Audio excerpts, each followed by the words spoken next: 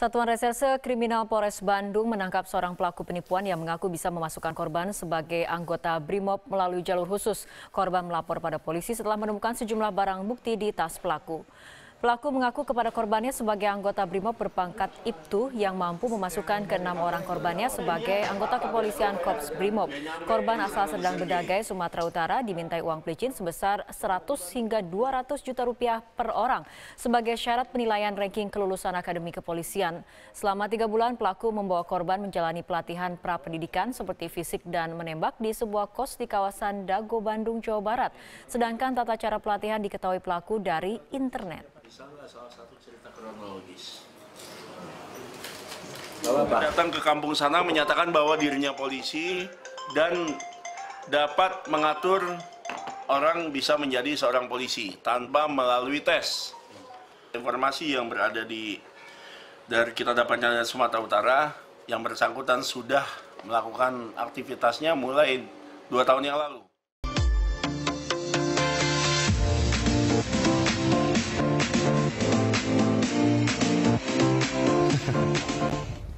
Ya, pemirsa, Indonesia boleh berbangga karena menorehkan prestasi tingkat dunia dalam bidang wisata halal dunia. Ya, dan Landstalk kali ini akan membahas topik wisata halal Indonesia jempolan, dan sudah bersama kita sudah hadir narasumber dari yang tentu saja sudah ahli di bidangnya gitu ya. Ada mantan Wakil Menteri Pariwisata dan Ekonomi Kreatif yang juga Chairman Indonesia Halal Lifestyle Center. Ada Pak Sapta Nirwandar. Apa kabar Pak Sapta? Terima kasih sudah hadir sudah kami hari ini. Kemudian juga ada Wakil Ketua Umum PHRI Pusat dan juga CEO dan juga founder of Radana Hotels and Resorts, ada Bang Renier Hadaulay. Apa kabar Bang Renier? Terima kasih sudah hadir. Sehat. Ya, di Landstalk kali ini, dan sebelum membahas lebih lanjut kita akan saksikan terlebih dahulu paket berikut ini. Sebagai negara dengan mayoritas muslim terbesar di dunia, Indonesia menjadi salah satu destinasi halal bagi banyak wisatawan. Menurut studi Indeks Wisata Muslim Global 2017, Indonesia kini menempati posisi ketiga sebagai tujuan wisata ramah muslim. Indeks tersebut mencakup 130 destinasi wisata yang dinilai berdasarkan 4 kriteria, yakni akses, komunikasi, lingkungan, dan layanan. Indonesia memang serius menggarap sektor wisata halal ini. Peningkatan peringkat Indonesia disebabkan para traveler muda menginginkan pilihan yang lebih banyak, pengalaman yang unik, serta konektivitas. Ternyata gaya hidup muslim dalam hal fashion terhubung dengan sempurna dengan pasar wisata itu. Tahun 2015, Indonesia menyabet 3 penghargaan pada World Halal Tourism Award di Abu Dhabi. Tahun 2016, Indonesia bahkan merebut 12 dari 16 penghargaan. Perkembangan sektor wisata halal yang sangat pesat membuat Indonesia berpeluang menjadi kiblat wisata halal dunia pada tahun 2019.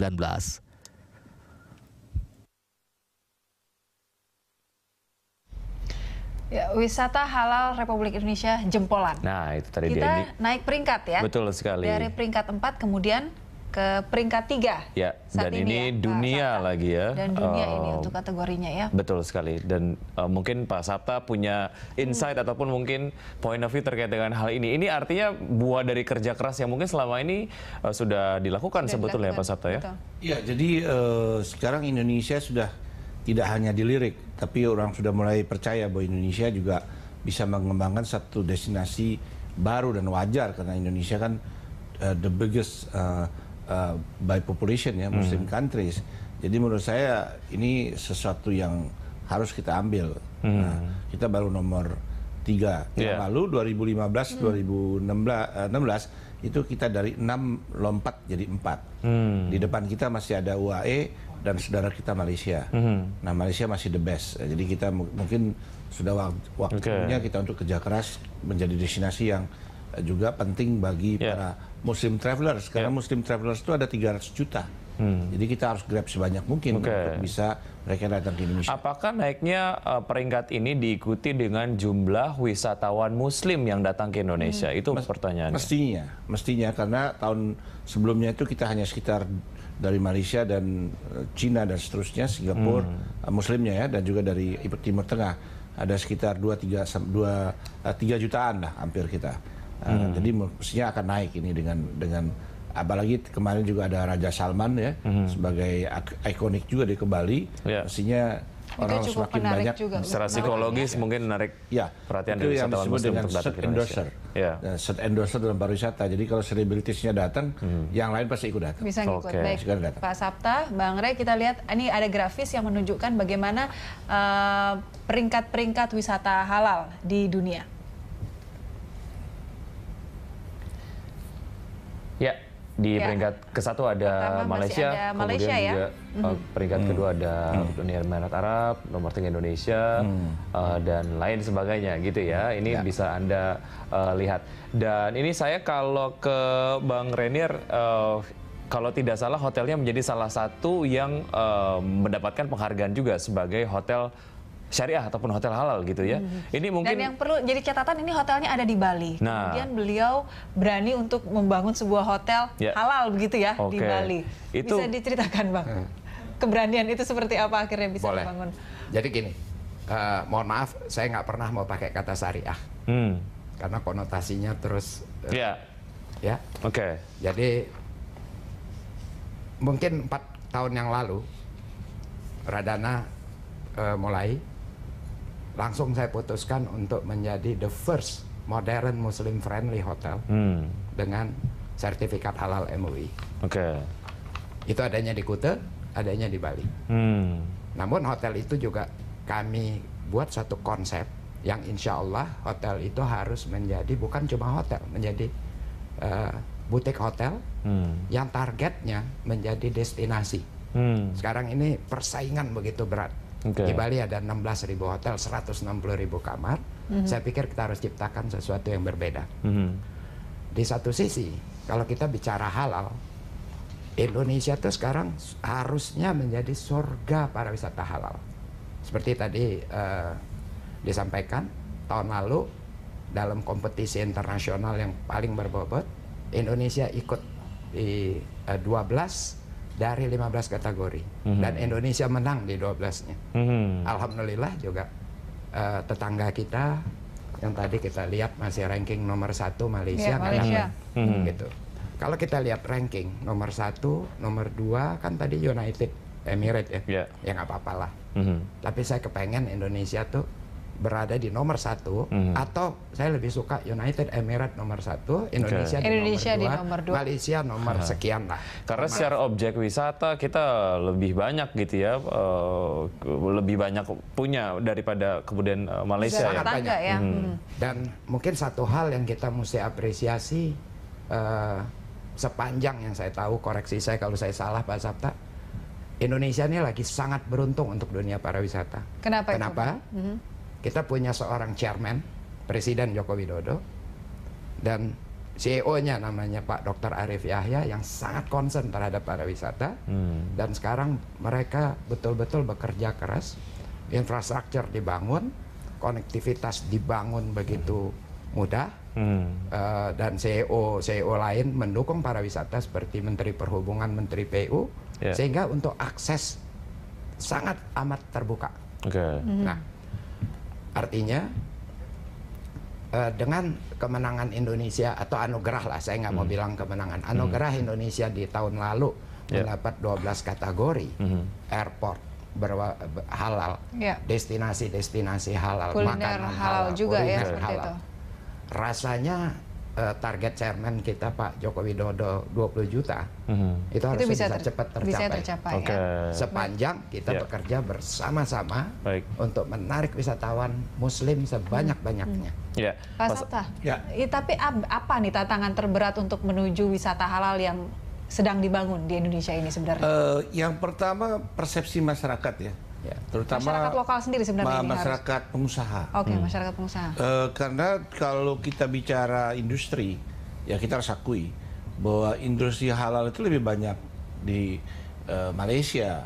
Artinya mereka sudah berani untuk berinvestasi di sektor itu. Ya, dan kita masih mungkin juga karena masyarakat kita atau dunia usaha kita menganggap itu hal yang biasa gitu.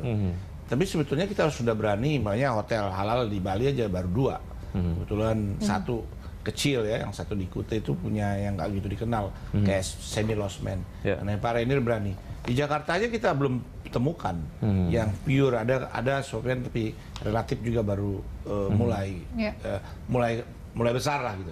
Nah, di Bangkok sendiri sudah ada bintang 4, bintang 5, bahkan sampai di Pattaya. Nah, itu restoran juga mereka invest. Bahkan mereka sudah punya apartemen. Alhamdulillah di Depok nih sudah mulai ada apartemen yang 8 tower yang mulai mengarah ke halal lifestyle. Karena orang masih takut kalau halal itu nanti begini begitu tidak. Ini hanya services sebetulnya. Seperti umpamanya ada kaum lain yang makannya vegetarian. Nah, ini kebetulan orang Islam kan memang dilarang untuk makan yang haram, antara lain babi. Nah, ini tentunya kalau kita sediakan yang non babi, services buat klien. Nah, sekarang di beberapa, saya kemarin baru pulang dari Kuala Lumpur, Hotel Mandarin pun tidak lagi serving makanan yang berbau tidak halal. Kenapa? Karena dia punya keuntungan kalau makanannya halal. Satu buat orang Muslim, betul. Buat non-Muslim juga bisa. Buat non-Muslim nggak pernah ada persoalan karena choice-nya banyak. Sehingga sebenarnya dia punya klien 2, jadi keuntungannya 2. Betul. Nah, ini mestinya dengan. Nah, tapi ini masih kurang ya kesadaran pelaku usaha kita di Indonesia ini masih rendah ya. Masih gini, masih ada pemilik takut rugi, takut pembatasan. Sebetulnya enggak, ini services. Gitu, itu yang. Baik, Bang Rainer, dari Bang Ray ya. Waktu awal memulai konsep ini gitu ya, konsep halal gitu. Nah, itu challenge-nya gimana sih? Adakah kondisi-kondisi mungkin yang membuat akhirnya Bang Rainer berpikir bahwa lanjut nggak ya dengan konsep ini gitu? Karena mungkin ya seperti yang disampaikan tadi Pak Sapta, bahwa teman-teman pengusaha berpikir bahwa dengan ada cap halal takutnya ada market yang justru hilang gitu. Jadi gini Mas, alhamdulillah kami ada 3 hotel di Bali. Ya, dari awal, dari sebetulnya 16 tahun yang lalu, pada saat kami memulai hotel yang pertama, Oasis Beach Benoa, kami sudah menerapkan konsep no pork. Ya, kita bicara bacon. Bacon kan ada beef. Dan ternyata nggak ada masalah. Ya. Nah, hotel kedua juga demikian. Hotel ketiga sebetulnya lebih kepada naluri. Pada saat itu saya memutuskan untuk ini mesti bangun yang lebih quote unquote gila. Bayangkan 16.100 hotel 160.000 kamar di Kuta pula lagi. Ya. Itu perang harga ancur-ancuran. Saya nggak mau perang harga, saya mau quality. Nah, untuk quality tentu service nomor 1, SDM, produk nomor 1 juga. Ayo kita ciptakan sesuatu yang berbeda. Sehingga salah satunya, saya bikin konsep modern Muslim tadi, no alkohol di Kuta loh ya. Nah, yang kedua didorong dengan diciptakan tematik butik hotel. Mudah-mudahan nanti suatu hari bisa lihat. Di situ per hari ini mungkin hampir 3.000 pernak-pernik ada. Nah, baik. Modern gitu. Nah, tadi kembali, ini peluang sangat besar. Sepanjang yang saya tahu, per hari ini, ya, itu di Bali ada 3 direct flight per hari dari Middle East. Dan full. Dan ini sebaiknya dimanfaatkan gitu ya. Dan sebetulnya si halal itu bisa dikemas dengan kreatif oleh para pelaku usaha supaya memang jatuhnya wisatawan yang kemudian menginap di hotel tersebut merasa bahwa nggak ada sesuatu yang beda sekali gitu ya. Bahkan masih bisa ini kita lihat pengalaman Bangkok ya. Hotel halal ini dimanfaatkan juga oleh keluarga. Keluarga yang non Muslim. Mengapa kalau dia bawa anak-anak, kan dia kan tidak memerlukan alkohol, dia kan tidak memerlukan entertainment yang seperti itu, sehingga juga dan lagi juga ada yang mereka ambil calmity-nya, jadi calm dan seterusnya. Oke, kita masih ada beberapa segmen, kita akan lanjutkan usai jeda, tetap di Stop.